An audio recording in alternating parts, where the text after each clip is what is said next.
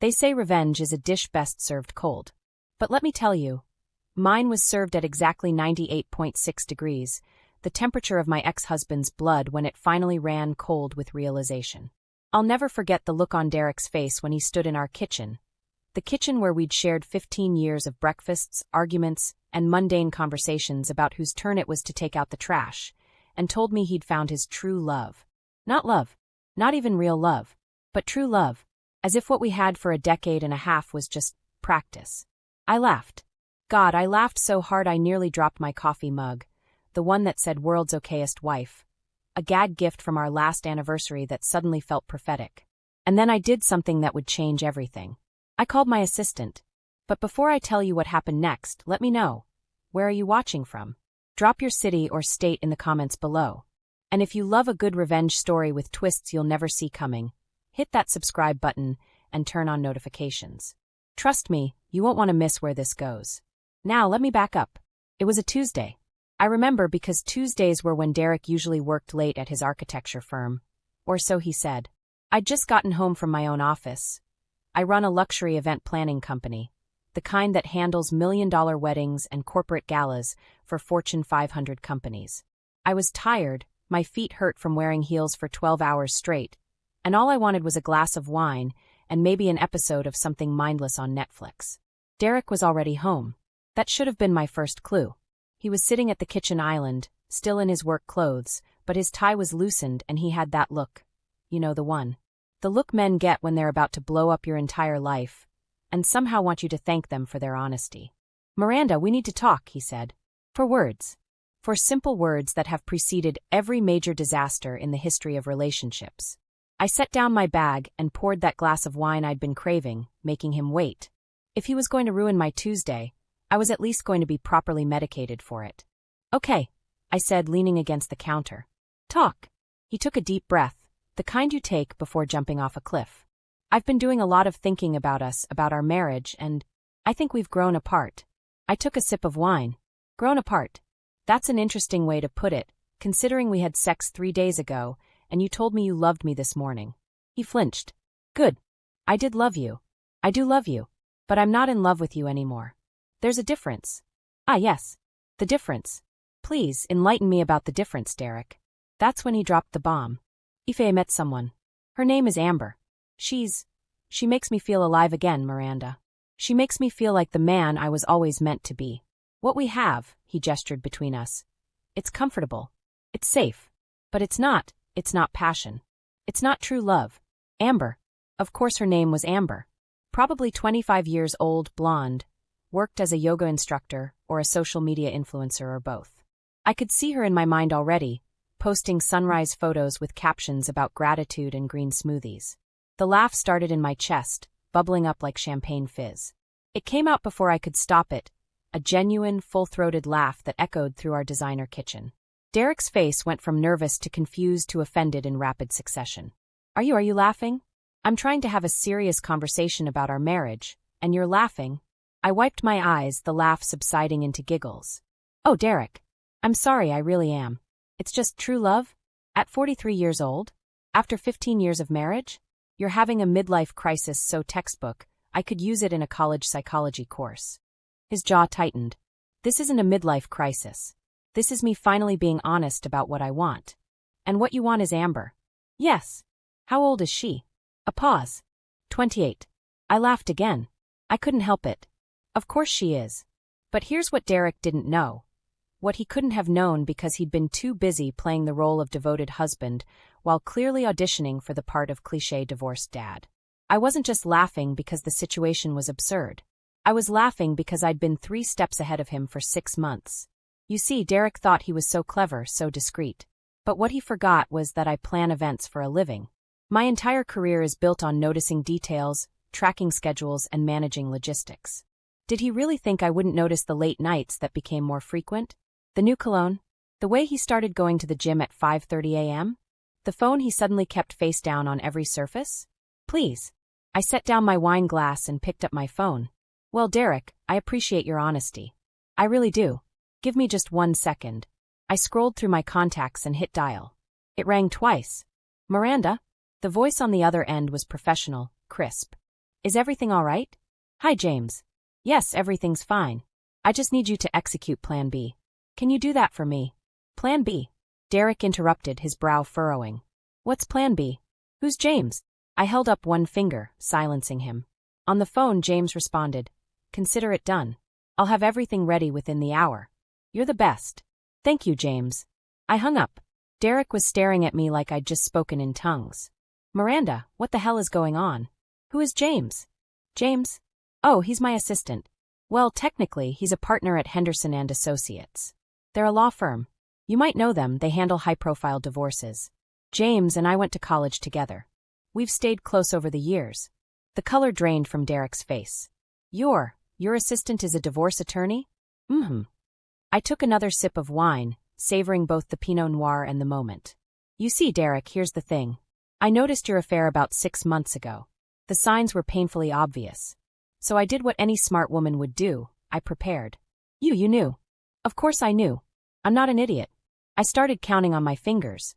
Let's see, James helped me document everything. The late nights you claimed were work meetings? I have GPS data from your phone. Yes, I checked the phone records. The romantic dinner at Marcello's that you said was a client meeting? I have photos. That weekend conference in Miami? Well, let's just say Amber's Instagram location tags were very helpful. Derek's mouth opened and closed like a fish. It was incredibly satisfying.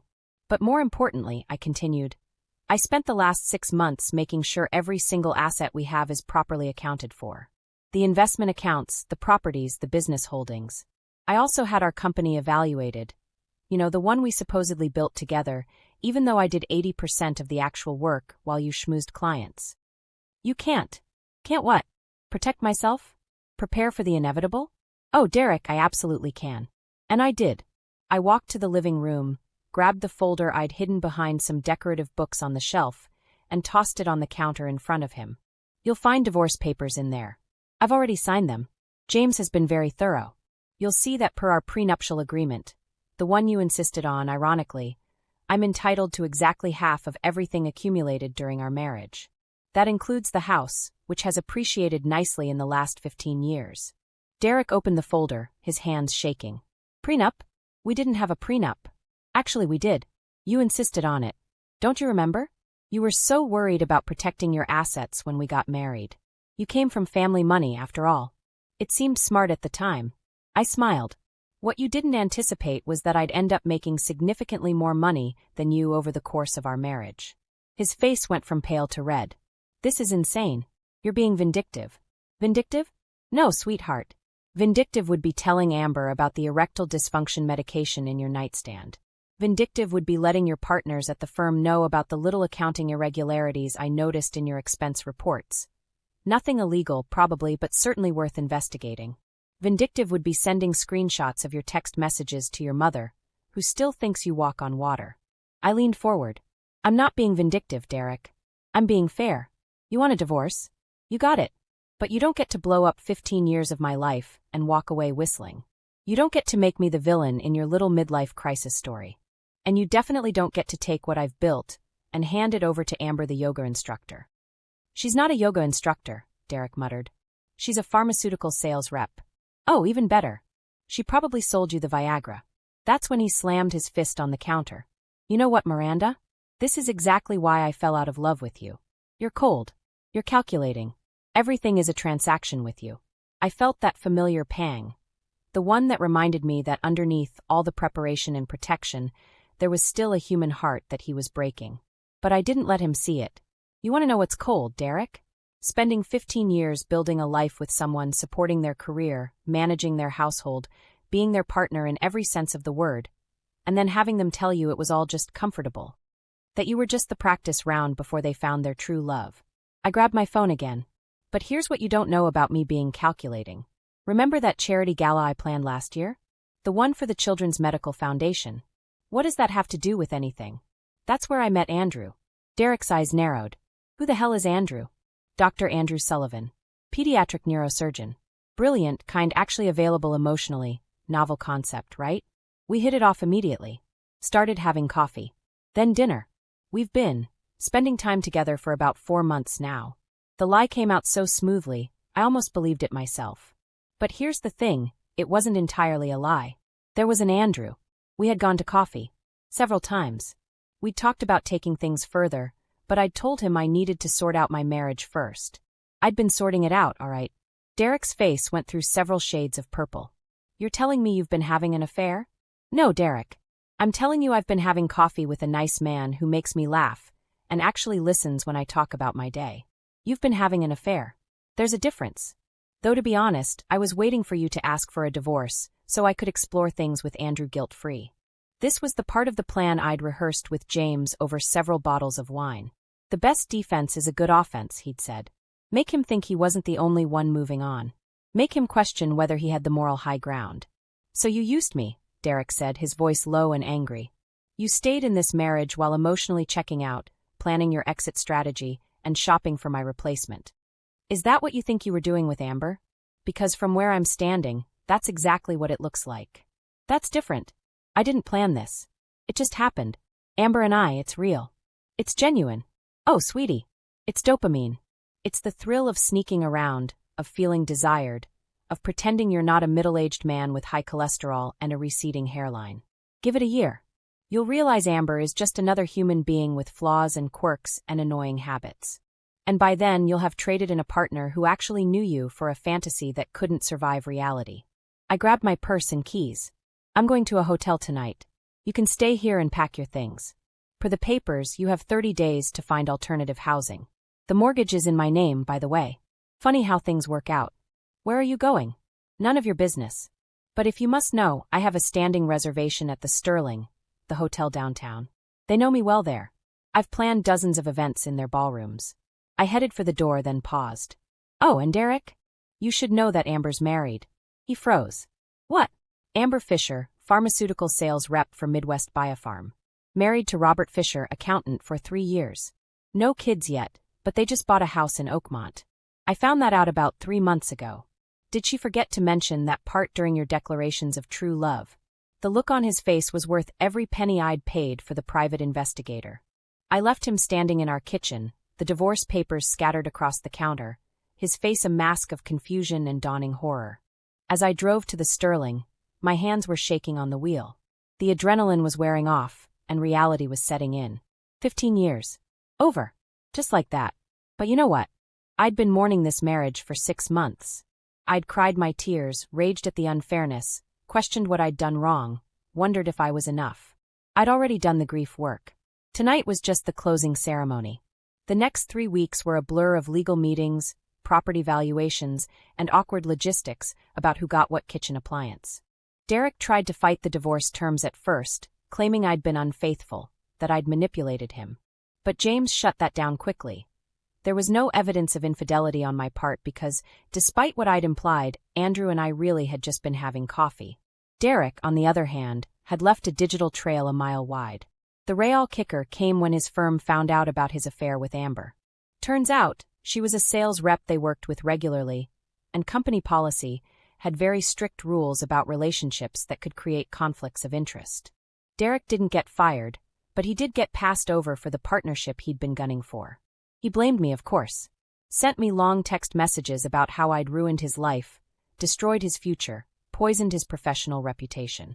I blocked his number after the 5th message. James could handle any necessary communication. But here's where the story takes a turn that even I didn't see coming. 4 months after Derek moved out, into a bachelor pad downtown, not with Amber, because yes, she was indeed married and chose to stay with her husband, I was at a fundraising event for the art museum. Black tie, champagne, the usual crowd of wealthy patrons pretending to understand modern art. I was talking to a potential client about her daughter's wedding when I felt a tap on my shoulder. I turned around, and there was Andrew. Dr. Andrew Sullivan, looking unfairly handsome in a tuxedo, holding 2 glasses of champagne. I thought you might need this, he said, offering me a glass. You've been working the room for an hour straight without a break.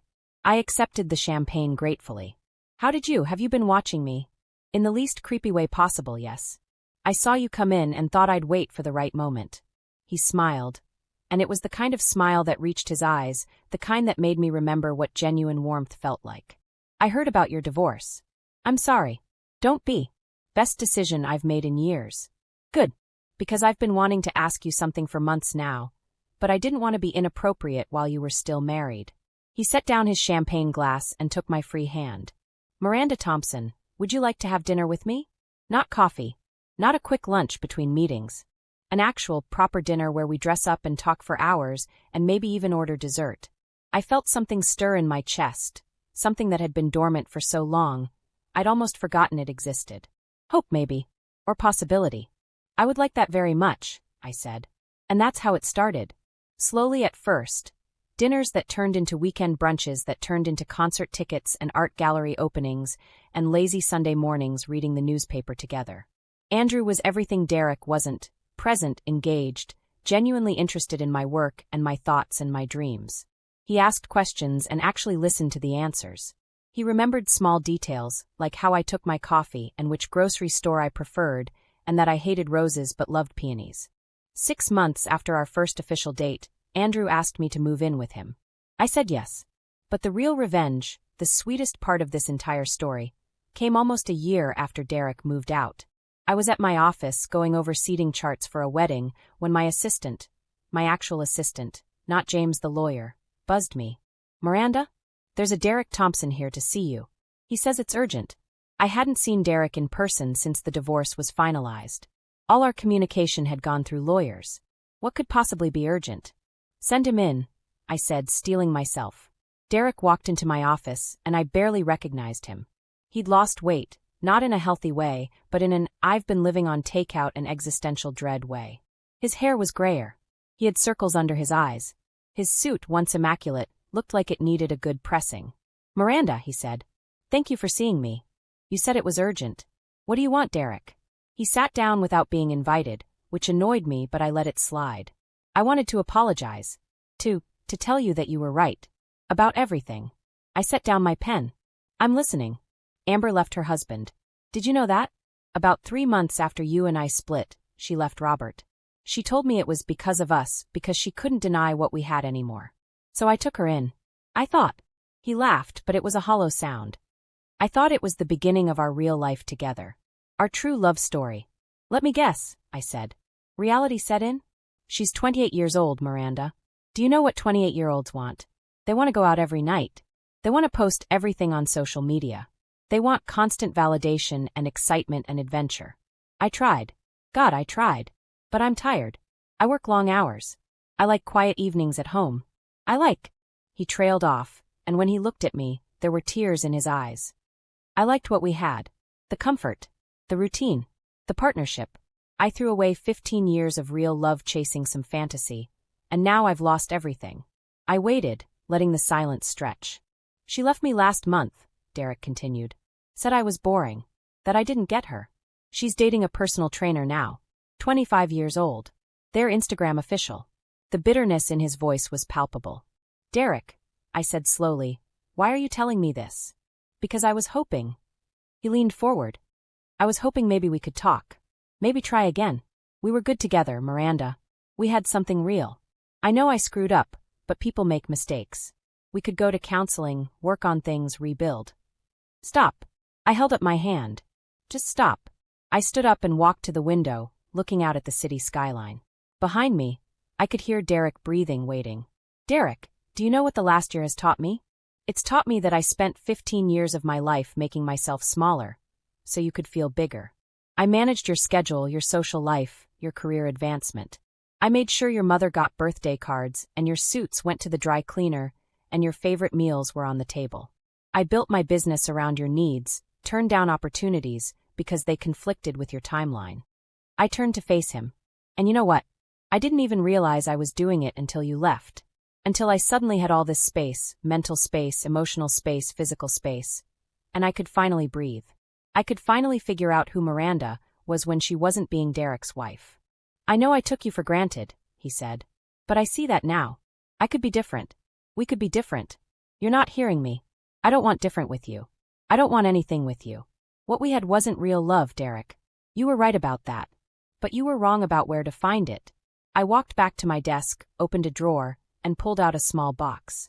Inside was a beautiful sapphire ring, my new engagement ring. Derek's face went white. You're engaged? Andrew proposed last week. I said yes. The wedding is in 6 months. And before you ask, no, you're not invited. Miranda, please. Here's what's going to happen. You're going to leave my office. You're going to go back to your life and figure out who you are without defining yourself by who you're with. You're going to learn the same lesson I learned, that you can't find yourself in someone else. You have to do the work yourself. I open my office door. And maybe in a few years, you'll meet someone who's actually right for you. Someone who likes the real you, not the fantasy version. Someone in their 30s or 40s who actually wants the same things you want. But that person isn't me. It was never me. We were just two people who stayed too long in something that stopped working years ago. Derek stood slowly, defeated. At the door, he paused. Are you happy? Really happy? I thought about Andrew, about the life we were building together. About the way he made me laugh, the way he challenged me, the way he showed up, consistently, reliably, genuinely. About the way I felt like myself around him, not an edited version of myself. Yes, I said simply. I really am. Derek nodded, and for the first time since he'd walked into my office, I saw something other than desperation in his eyes. Acceptance, maybe. Or just exhaustion. Then I'm glad, he said quietly. You deserve that. After he left, I sat at my desk for a long time, the engagement ring sparkling on my finger. My phone buzzed, a text from Andrew asking if I wanted to grab lunch. I smiled and typed back yes. You know what the best revenge is? It's not the divorce settlement or the satisfaction of being right, or even the karma of watching someone realize they made a huge mistake. The best revenge is building a life so good, so genuine, so filled with actual joy that you forget you were ever looking for revenge in the first place. Derek thought he was leaving me for his true love. But what he actually did was set me free to find mine. And that, more than anything, is why I laughed that day in the kitchen. Because somewhere deep down I already knew, this wasn't the ending of my story. It was just the beginning. If this story resonated with you, if you've ever had to pick up the pieces and build something better from the rubble of a relationship that fell apart, drop a comment and let me know. Share your own story of survival and comeback. And if you haven't already, subscribe to this channel and hit that notification bell, because I share real stories about real people who refuse to let heartbreak define them.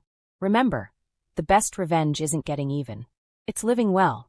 So go out there and live so well that your past becomes nothing but a distant memory of the person you used to be before you became who you were always meant to be. Thanks for watching, and I'll see you in the next one.